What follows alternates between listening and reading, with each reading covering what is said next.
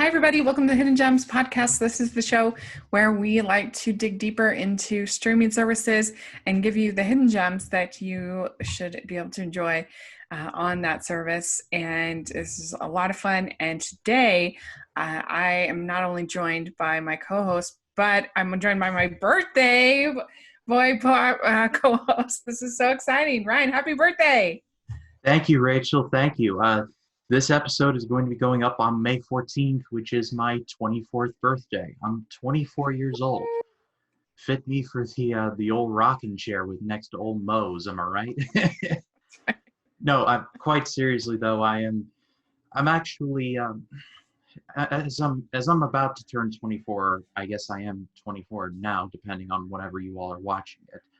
I feel like I feel very good about myself, physically, mentally, emotionally. I feel like I'm in a really good place, and I won't get too sappy or corny. We're here to talk movies around these parts, but I'm just super grateful for my life, for my people, for my friends like Rachel, and for this podcast, and for my YouTube channel. My heart is full of just so many things that I could just talk about all day, about how proud I am of myself and just where I am, and how I feel like I'm only going to get better. Anyway, I think I'm gonna stop it. We are proud of you and we wish you a very happy birthday. And we're so glad that we get to, I'm speaking in we, what I'm saying, but I and the audience are so glad that you do this every week. We have so much fun. And so happy birthday, 24. 24, I was actually, when I was on my mission for my church. So boy, that feels like another lifetime ago to me because I'm old. Were you were you out of town? Yeah, I was in Indianapolis. Oh wow. Yeah, I I, was in the I have in. I have extended family who live in the Indiana region, Roanoke, Oh, really? Indiana, to be specific. Okay. I don't Mm-hmm. know how far that is from Indianapolis. I Yeah, I'm like not sure. I'd like to see them one day, and I'd also like to go to the Indy 500, make a trip out of it. Yeah, well, I lived for 6 months in Speedway, so Oh yeah. wow. Mm-hmm. Yeah, I would love to actually go. I haven't been to any of the races, but that would be really fun. But I try to watch it every year. I guess it's supposed to be coming up soon. It's either June or July. Or wait, it's late Yeah, I June. thought it was usually May, but yeah, it's right around, it's like the end of May, beginning, something like that. But anyway, so that's exciting. Well, I hope you have a great birthday. And today we are talking about Hoopla. Yeah, what's the hoopla over hoopla? I shall Right. see myself out. And you could have picked anything, but you wanted to talk about Hoopla. Yeah, because I think Hoopla is a very underrated service. It's free, our favorite price, am I right? Yeah, But free 99. it's also a pretty loaded service if you're willing to dig in the right places. It's got quite a bit of selection. I actually was pretty spoiled for choice this time around. I was like, should I include this or this? And like I could have made like a list of like 10 or 11. Like that was that much. Yeah, it's true. There is a ton to choose from on Hoopla, and it's part of the library services along with Canopy. And they have quite a variety of everything from your TV movies to your feature films and everything in between. So it's a great resource. And this is our third time talking about Hoopla. Yeah, and not only do they have movies and TV, but you can also rent ebooks from there and Mm-hmm. comics and Right. audiobooks. I've read half of the comics that I've read through Hoopla. They have a pretty comprehensive like library of like you can start at like first issue Batman and work your way through the Silver Age and through the 80s and 90s if you really wanted to. And Yeah. they keep it pretty updated with new stuff as well, like current line stuff. So Hoopla is a severely overlooked service I think people should check out more often. Yeah. So as you're listening, let us know what you have been watching on Hoopla and what you think of our picks. We'd love to hear your thoughts. And Ryan, why don't you go first of your first pick? Absolutely. So my first choice is from 1951, and it is one of my favorite old sci-fi movies. It is the original The Day the Earth Stood Still. This was directed by Robert Wise, who is a pretty acclaimed director. Directed West Side Story, directed Star Trek: The Motion Picture, directed a lot of movies. And he leapt from genre to genre to genre to genre, and succeeded on all fronts. Really, it tells the story of an alien who descends upon the Earth along with his massive robot named Gort. He's a friendly alien who comes to the Earth saying, "I come in peace to let you all know you should stop using so many nukes," because this was around the time when nuclear paranoia was either approaching an all-time high or at an all-time high. So the whole nuke related, the fear of nuclear devastation was a very real problem. And old-timey sci-fi can be a very tricky prospect from because a lot of it hasn't really aged well, from the effects to the sometimes very corny acting, which sometimes I can overlook, but other times not really that much. But I have seen this version of the Day the Earth Stood Still a few times, and I have loved it every single time. I love the main actor here, named Michael Rennie. He was really good in this. He's really the heart of the movie, and he has some great lines in here as well. And a lot of lines that, even through a 2021 lens, still ring true to some level to this day. And from an effects standpoint, it still is just impressive how they were able to pull off some of the stuff like Gort.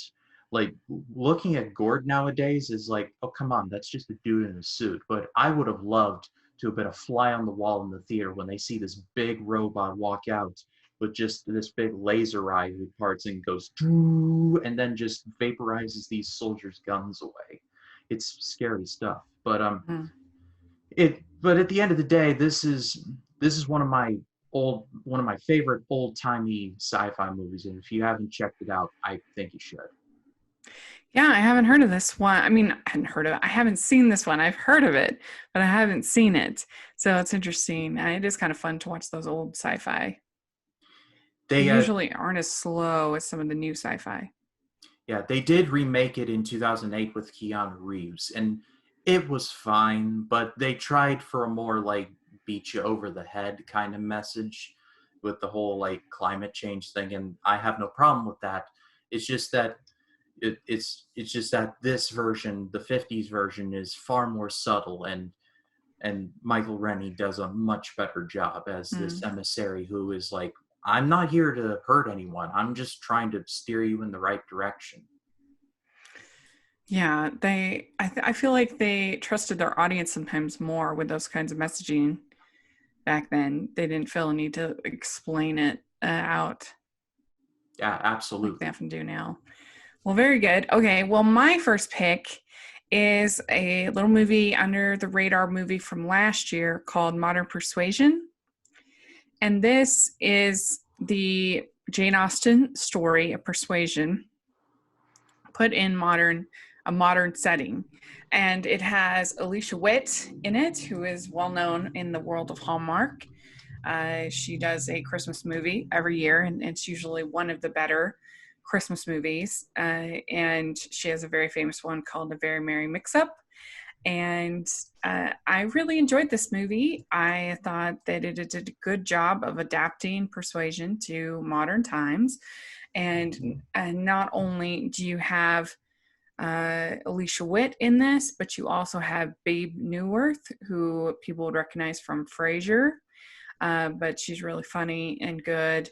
And I thought that she had a nice chemistry with with the guy Mark Moses, who's playing uh, her the guy with Mark Moses, who's playing her lead in the co-lead in the movie, and takes basically, it's about this, the whole story, Persuasion, is about this woman who, when she was young, had the chance to be with this man, but she was persuaded by her father and aunt to reject his proposal because he was too poor, and that it was too soon. She was too young, and now it's been 10 years, and she still has not found a partner, and they run into each other again, and now he's very successful. And so does she regret having refused him? And they take a lot of the things from Austen and modernize it, like the letters or text messages in this case, or emails.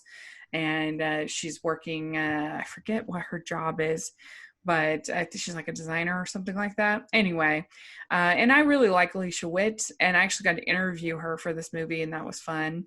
So if people want to check out my interview on Hallmarkies, they can.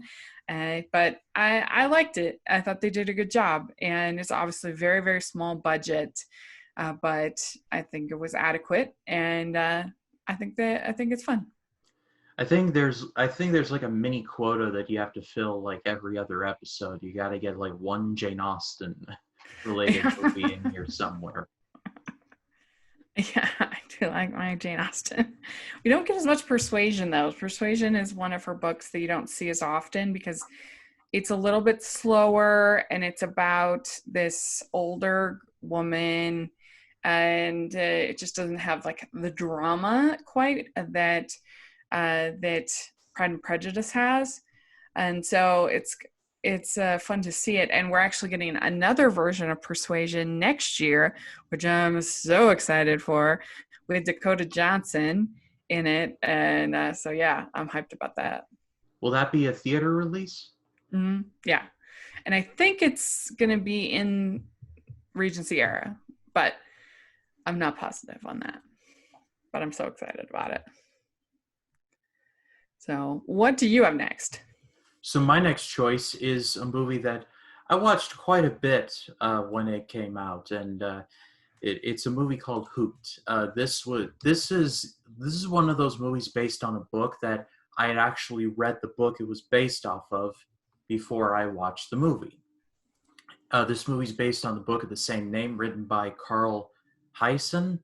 I hope I'm pronouncing that name right. And it stars Logan Lerman as this boy who moves to Florida for his parents' jobs, and he used to live in Montana, and he kind of hates the move to Florida, which, as someone who grew up in Florida all my life, kind of took a grain of salt to that, but anyway. But then he soon discovers where this very popular pancake restaurant is going to be, these little baby owls. And, well, let's just say this pancake company has no qualms about destroying the homes of these owls in order to get what they want.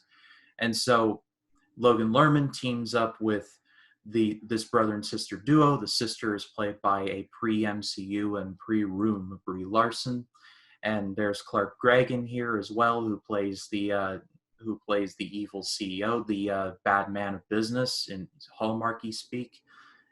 Tim Blake Nelson is in here as well as his henchman, and Luke Wilson is in here as a bumbling cop. And also Jimmy Buffett is a science teacher in Logan Lerman's high school. I'm not going to lie, this movie definitely has a very pronounced save the environment message, and in a normal sense, I wouldn't be a fan of that. I'm very sympathetic towards it, but I'm not like big into those like save the planet, kids, save the planet, kids, and like, yes, we get it. Be recycle, like drive a Prius, we get it.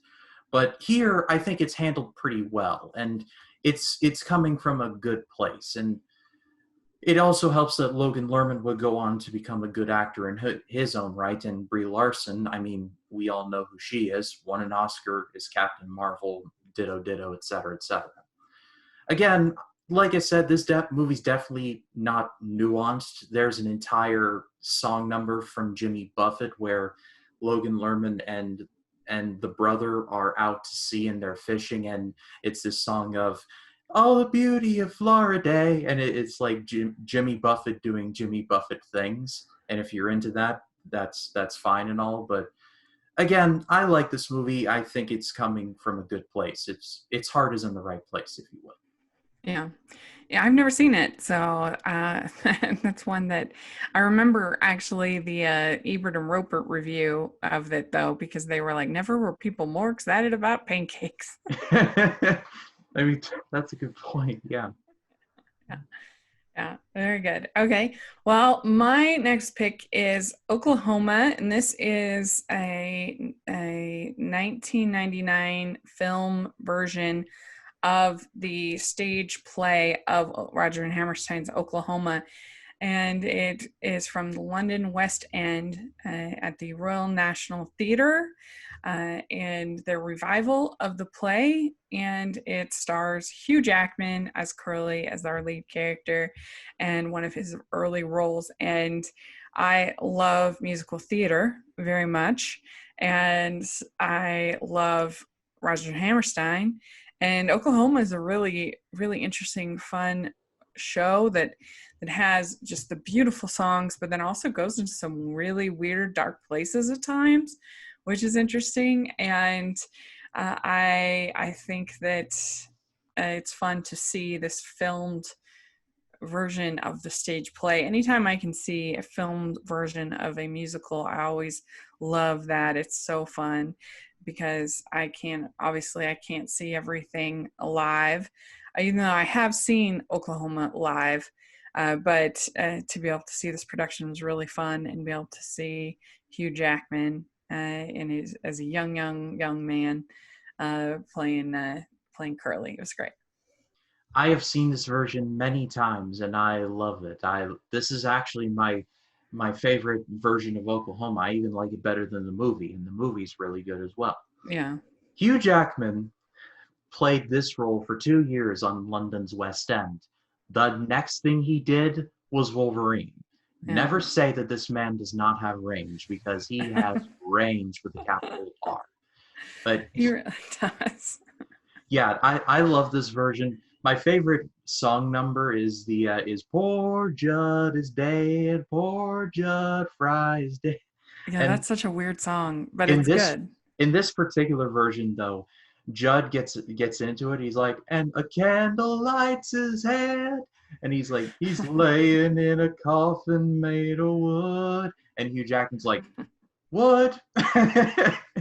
It's funnier in the context of the thing, but Yeah. he's like, it's like a combination of surprise and like, wow, I didn't think he had this in him, so I'm just gonna play along. What? Yeah, and I love Adu Annie in this in general. I'm just a girl who can't say no. Kissing's my favorite thing. That one's really good. It's got some great songs. Uh, People will say we're in love. Don't cry. Don't say my name too much. Don't. Yeah. So good.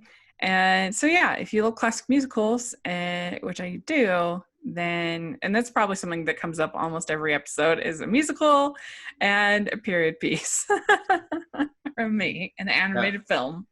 yeah, countered by my horror and action. We have a Yeah. nice little dynamic going on here. Yeah, rom coms too. All right, what's your next pick?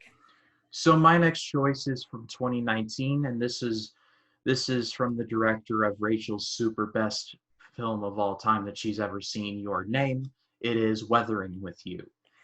This is a movie that really has not left my mind since I saw it in like early 2020. I saw it at a Fathom event, going in totally blind. I had not seen a trailer. I didn't know what to expect. And I walked out of there like, wow, that movie was awesome.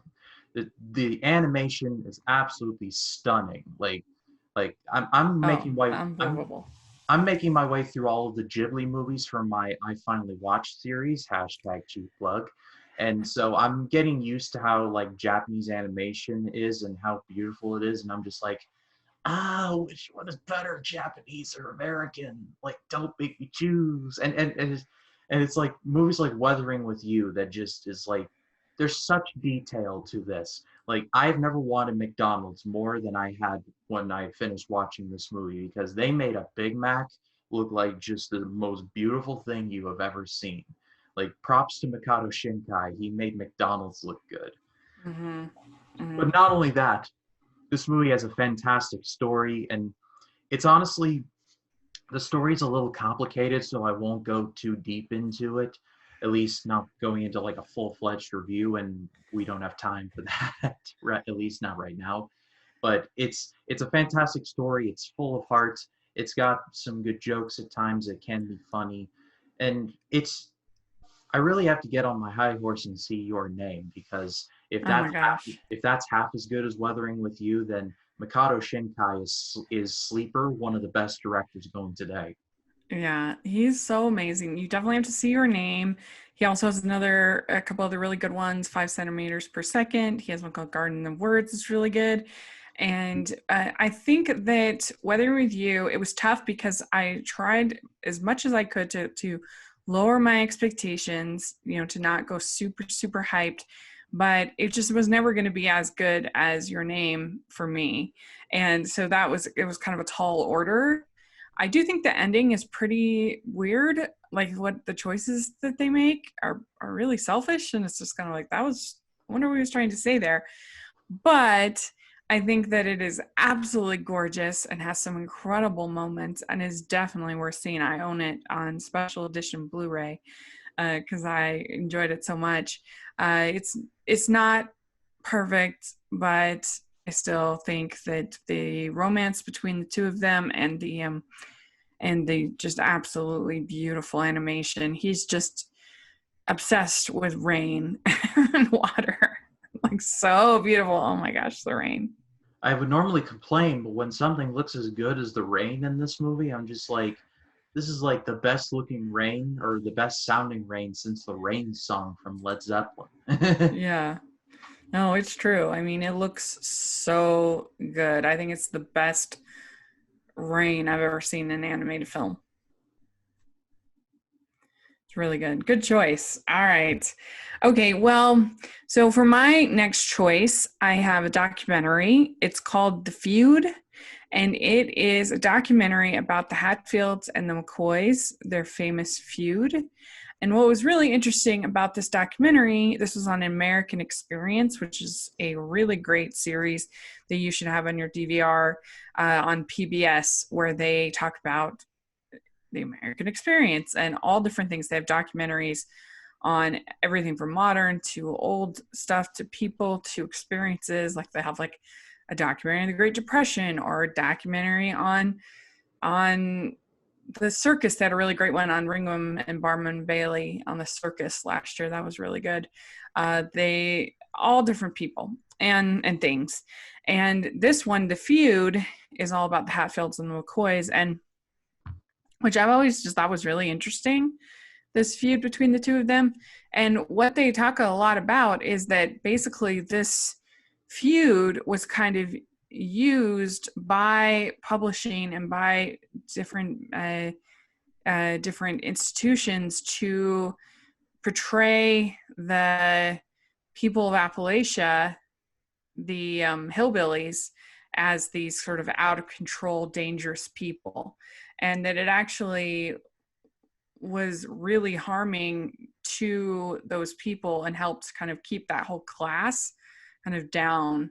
And it was a tool by the upper class to try to make them seem like savages and to take advantage of them and take advantage of the mining and the lumber and the other stuff in those hillbilly uh, areas. And they could portray them in this negative light. And so I thought that was very interesting, that really the whole thing wasn't as bad as it was made to be portrayed by the media, because the media had these alternate, it was kind of like the 19th century, early turn of the century version of fake news, kind of. And so it was a very interesting documentary. People should check it out. Yeah, in the words of Eric Bischoff, controversy creates cash. Yeah, that's very good. Yeah, that's true.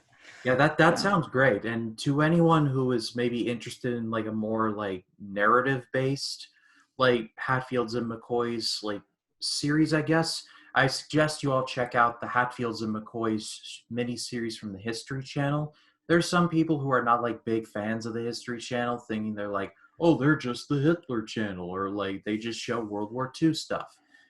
They show a lot more than that, and especially with like Vikings and like other mini series, they've got some pretty good series under the belt. And Hatfields and McCoys is definitely up there. They got Kevin Costner to play Hatfield, and the late Bill Paxton, may he rest in peace, to play McCoy. And there are a bunch of other like smaller names in there that you'll definitely recognize, but I do highly recommend that as well. So like unofficial sixth yeah, I pick. think I have seen that, or I've at least seen part of it, and I liked it. I think I've seen it.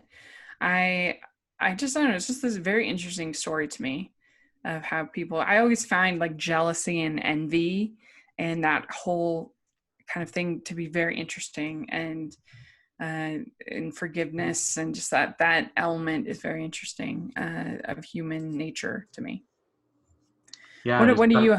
Oh, sorry. Go ahead. especially like pre-industrial revolution like kind of Mm-hmm. stuff is just fascinating because there's Yeah. like a good chunk of time between like after the Civil War and then like industrial revolution that is like that like really doesn't get talked about a whole lot, or less, at least Yeah. not in like a true crime sense or like something chopped off from there.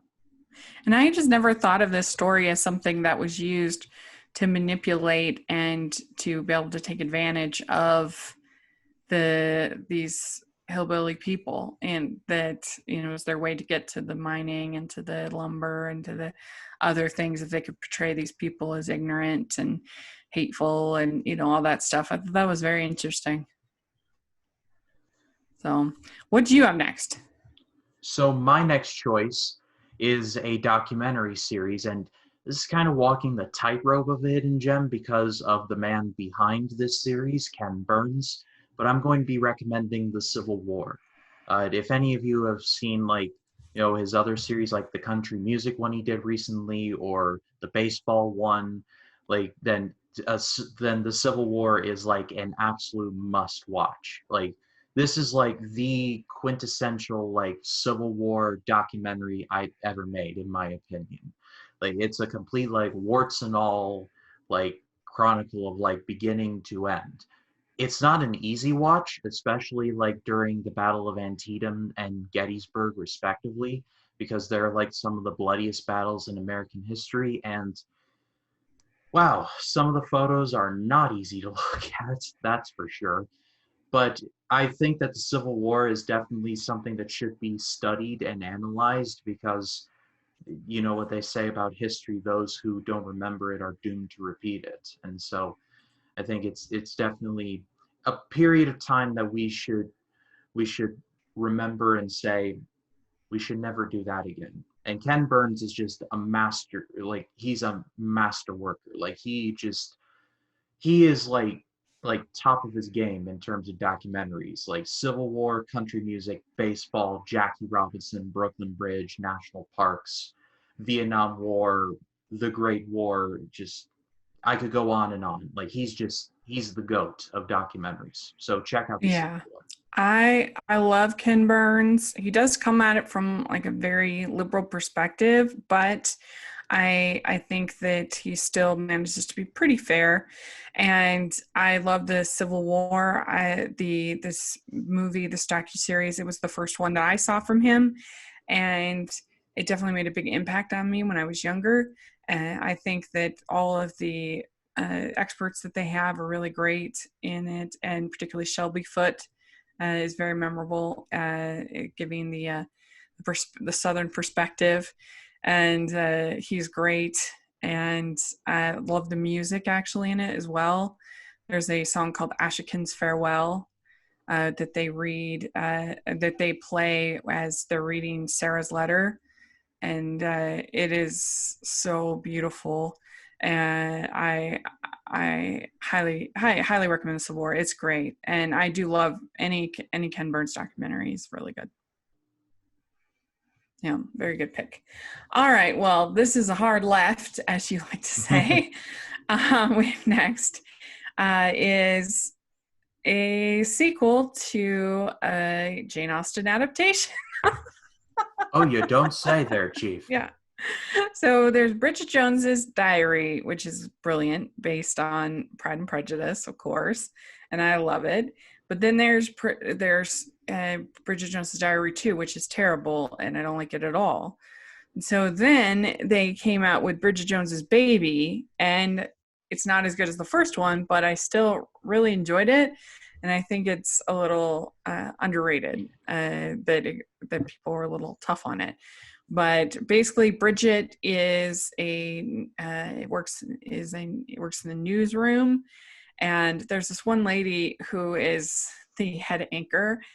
She steals every scene she's in. I don't know her name, but she is so funny, I thought. And basically, that's Patrick Dempsey and Colin Firth are possible baby daddies to Bridget Jones's baby, and she doesn't know which one it is, and she goes back and forth between the two, and it's fun and it's funny, and I enjoyed it. And it's got a lot of predictable stuff. It's not like the most original, movie. It's very sitcom-y, but I liked it, and I thought it was funny, and I think Emma Thompson's in it if I'm not mistaken. So I go and check out Bridget Jones's Baby. I remember seeing the trailer for this and I was like, Colin Firth won an Oscar. What is he doing here? But then I did further research. I'm like, oh, he was in the original before he was in the King's Speech. You're like, okay, never mind. Yeah, well, I mean, Renee Zellweger had won an Oscar as well, and she was nominated for the first Bridget Jones. Oh, really? I had no idea.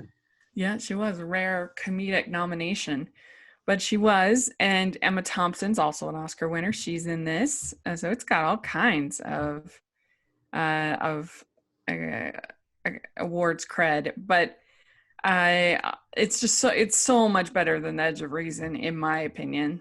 And it's got, like I said, some pretty cliched pregnancy kind of sitcom-y scenes, but I like that. And you got Jim Broadbent and Gemma Jones as her parents. They're always funny.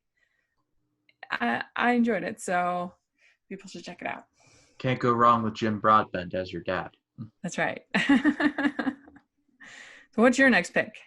So my next choice is, well, my final choice actually, is, and again, this is walking the tightrope because no matter who I talk to about this show, it is like just super beloved for a certain generation of people. It's the TV show Samurai Jack. This aired from 2001 to 2003 or 4, and then had a final season in 2017. And I absolutely love this show. This was from the mind of Gendy Tartakovsky, or Gendy Tartakovsky. There it is. Who is the brainchild behind so many like great animated things. Like he created the 2D Star Wars Clone Wars movies that are now on Disney Plus. Thank you, God. And he also created the Hotel Transylvania movies, which I like, though a lot of people just think they're the scum of the earth. I like those movies, but that's just me. He is an incredibly talented animator, and that goes double for Samurai Jack, because the animation in this movie is absolutely unbelievable. It's 2D, but it is so detailed that it's a combination of like old and new school. Like the future that Samurai Jack gets teleported to just feels like lived in. It kind of reminds me of like Los Angeles from Blade Runner, in a good sense in terms of atmosphere. And I love the casting here. Phil Lamar is Samurai Jack, and he does a great job. The late great Mako, may he rest in peace, is Aku, and he can be very menacing when he needs to be, but the show does a good job of like jabbing at him a couple times, and it all works brilliantly. And this was around a time when Cartoon Network was just going from strength to strength in the animation department. They were hitting it big with their Toonami block. Like they were just producing original show after original show that was just hitting it so strong. Dexter's Laboratory, like this. Like I could do an entire video on my channel talking about like this era from like 97 to like 2001 or 2002 where Cartoon Network just could not be beat. But I just recommend to you all go check out Samurai Jack if you haven't. Yeah, I haven't actually seen it. I've been meaning to, and I've heard a lot about it, but I love Gandhi. I think he's incredible. So I've been meaning to see it because I've heard it was really good. So it's a great suggestion. My last pick is actually another adaptation of a play. This time it's not a filmed play like in Oklahoma, but this is Noises Off from 1992. This is based on the play, and it definitely feels like a play. It feels very staged, but it's got such an incredible cast: Carol Burnett, Michael Caine, Denholm Elliott, Julie Haggerty, Mary Lou Henner, Christopher Reeve, John Ritter, Nicolette Sheridan. Just incredible cast.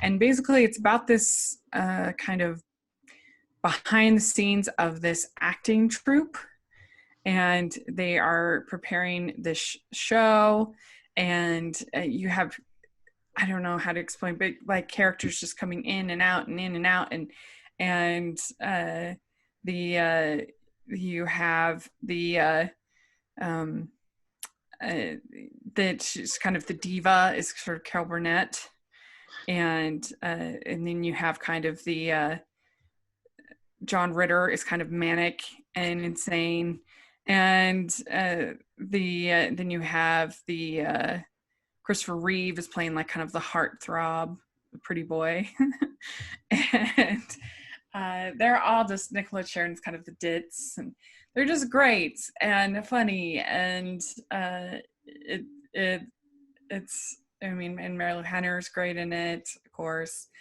So if you want to watch people at the top of their game, it's directed by Peter Bogdanovich. It's very funny, and it's got great performances, and so definitely you should check it out. It's really good. Carol Burnett playing a diva.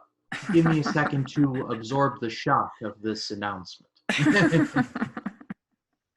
Yeah, it's pretty good. So there we go. We did it. We talked about Hoopla. So we hope you have a great birthday, Ryan. And how can people find you and your channel? They can find me on Facebook, Twitter, Instagram, and Letterboxd at RyanCam20. Then there's, of course, my YouTube channel, which is just called Ryan Cam. This week, I'm going to be dropping 3 AFI project videos. We're recording this on a Monday, which means my AFI project video for Spartacus dropped earlier today. Wednesday, I'm going to be dropping a video for the F.W. Murnau film Sunrise, A Song of Two Humans. And then on Friday, I'm going to be dropping a video for a little movie called Titanic. You might have heard of it. And then on Sunday, I'll be dropping my first reaction to the Studio Ghibli film Princess Mononoke. So if you haven't checked me out, please do. That will be fun. One of my favorites. I enjoy that very much. Well, you can find me at Rachel's Reviews all over social media, iTunes, YouTube, and on Rotten Tomatoes. And make sure you're also following the Hallmarkies podcast. Got lots of fun stuff going on over there. And make sure you like this video. Please subscribe to our channel. If you're listening on iTunes, please leave your ratings and reviews at Rachel's Reviews. We sure appreciate that. And we also have our Patreon group and merch store. So take a look at that. And thanks, everybody. And we'll talk to you all next week. Bye. Bye.